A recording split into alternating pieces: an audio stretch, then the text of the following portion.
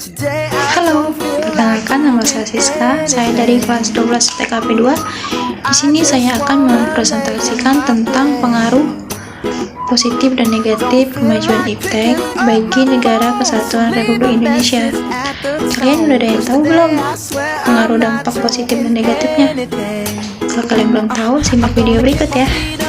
Sebelum masuk ke pembahasan tentang pengaruh dampak positif dan negatif kemajuan iptek terhadap Negara Kesatuan Republik Indonesia, kita harus tahu dahulu apa itu iptek.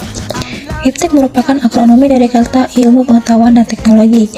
Menurut Horton dan Chester, ilmu pengetahuan merupakan upaya pencarian pengetahuan yang dapat diuji berdasarkan prinsip-prinsip dan prosedur tertentu dengan menggunakan metode yang bertahap dan sistematis. Sedangkan pengertian teknologi menurut Prayitno adalah seluruh perangkat ide, metode, teknik, dan benda-benda material yang digunakan dalam waktu dan tempat tertentu untuk memenuhi kebutuhan manusia. Dampak positif dan negatif kemajuan negara Republik Indonesia dilihat dari aspek politik, ekonomi, sosial budaya, hukum, dan pertahanan keamanan. 1. Aspek politik. Pengaruh positif. Yang pertama, diskusi politik cenderung semakin terbuka dengan adanya siaran televisi dan radio yang menyiarkannya. Yang kedua, terjadinya pembicaraan sehingga perdebatan publik atas kebijakan pemerintah atau rancangan undang-undang. Yang ketiga, calon pejabat atau anggota dewan dapat menggunakan media sosial di internet untuk berkampanye dengan biaya relatif murah. Pengaruh negatif. Yang pertama, mudah mendapatkan dan menyebarkan berita hoaks di kalangan masyarakat melalui media sosial.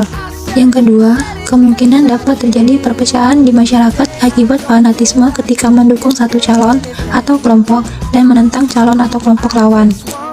Yang ketiga, pemikiran-pemikiran yang tidak benar mulai menyebar dengan mudah seperti terorisme dan separatisme. 2. Aspek ekonomi. Pengaruh positif. Yang pertama, keterbukaan informasi mengenai perusahaan dan perekonomian suatu negara dapat membuat pihak luar negeri tertarik dan melakukan investasi berupa modal maupun tenaga ahli. Yang kedua, peningkatan teknologi seperti penggunaan robot dalam produksi sebuah produk.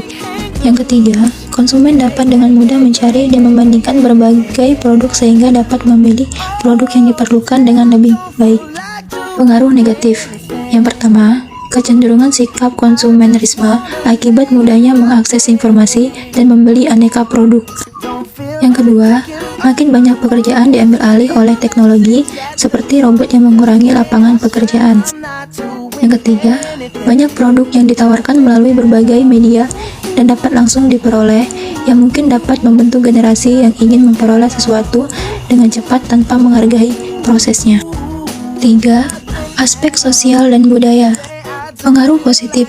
Yang pertama, mempermudah komunikasi antar individu satu dengan individu lainnya walaupun harus terpisah jarak yang jauh dengan zona waktu yang berbeda sekalipun. Yang kedua, akses dalam mendapatkan jenis informasi dan hiburan sangatlah mudah menggunakan teknologi internet. Yang ketiga, kita dapat mengetahui berbagai budaya yang terdapat di dunia dengan berkembangnya teknologi komunikasi dan informasi.